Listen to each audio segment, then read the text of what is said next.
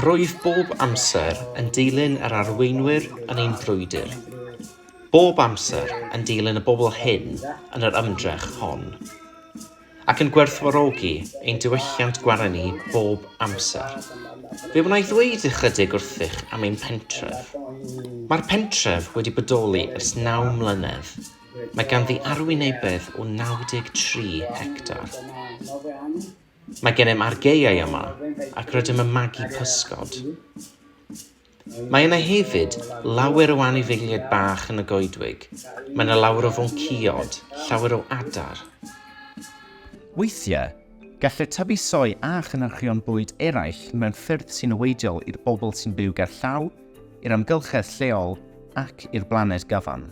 Mae'r monoddiwylliant a'r effaith o blannu ffa soia yn gryf iawn yma yn ein pentref.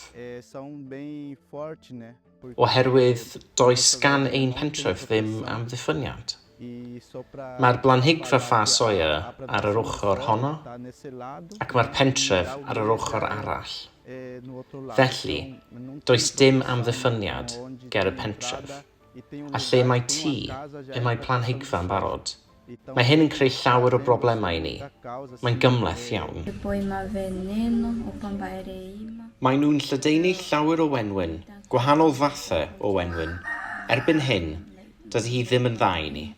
Y bobl ifanc hyd yn oed i gymryd bath. Ni allwch chi yfed ragor. Dydy hyd yn oed yr anifeiliaid ddim yn gallu yfed y dŵr hwnnw.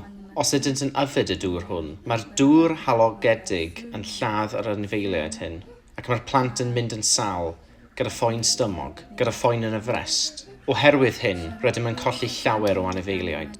Does dim mwy o anifeiliaid yn y goedwig. Mae angen i chi wneud yn siŵr nad yw'r cwmnïau hyn yn lladd ein pobl. Mae'n bwysig iawn sicrhau mesurau olrhain cryf i sicrhau nad yw cwmnïau masnach sut maen nhw'n gweithredu'n gyfreithlon neu'n anghyfreithlon ddim yn lladd ein coedwigoedd a'n pobl.